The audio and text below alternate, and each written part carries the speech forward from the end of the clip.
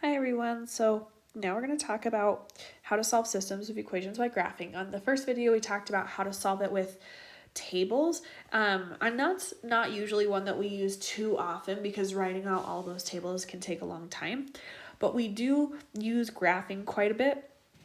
Especially when these equations are easy to graph, and the way that I created this self-check is so that the equations are easy to graph.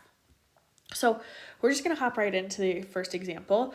What we're going to do is graph both of the equations, and what we're looking for is where they intersect each other, where they cross, and where they cross, the point that they cross is our solution because that's where they're equal to each other.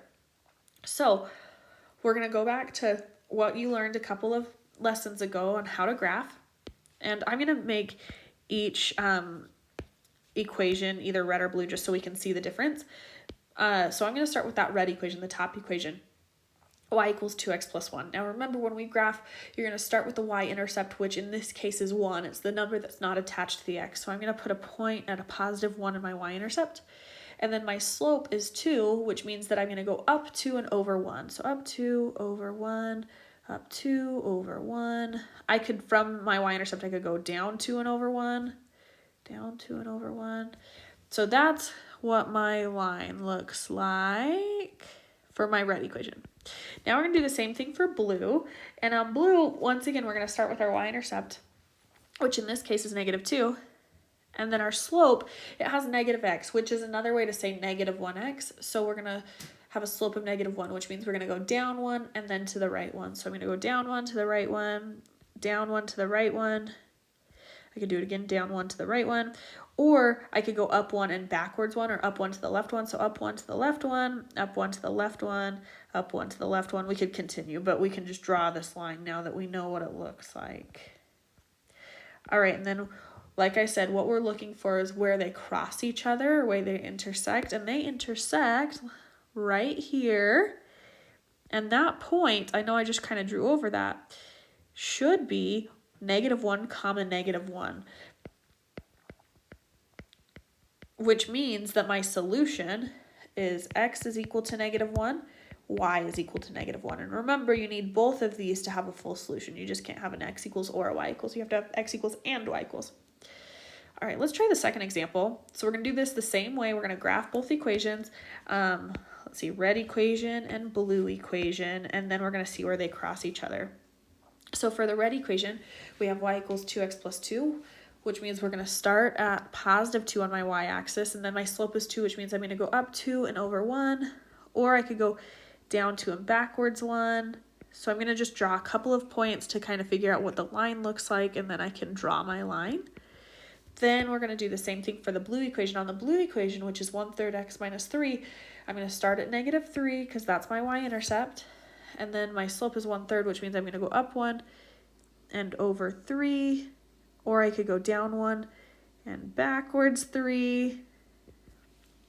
And once again, I can draw that line.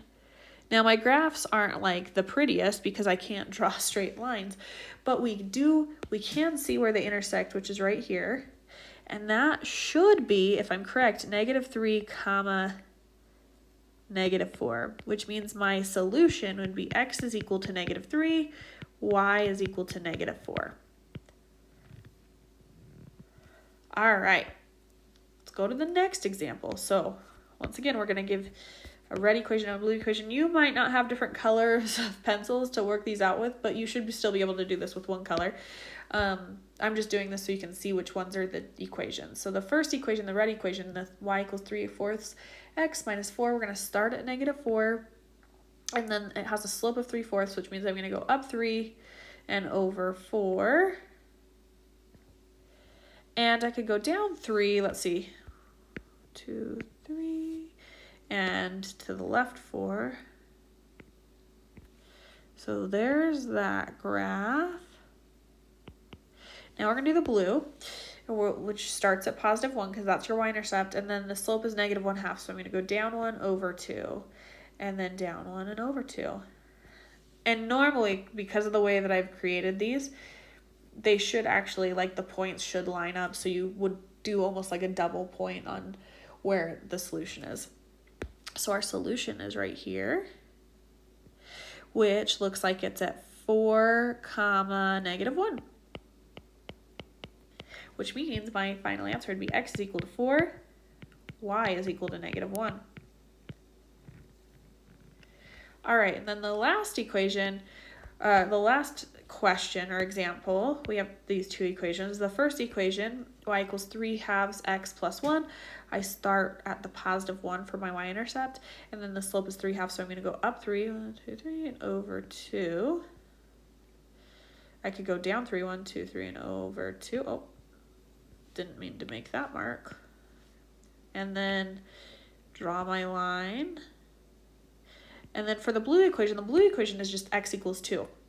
So remember, that's kind of like a funny one.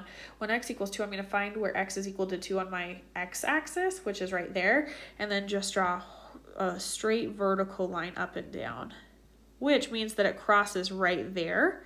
So that is my solution, which happens to be at 4, 2. Which means my solution is x is equal, let me backtrack, and that is not right. It is 2, 4, because our x comes first, not our y. So x is equal to 2, and y is equal to 4. There we go. And that is how you solve systems of equations by graphing.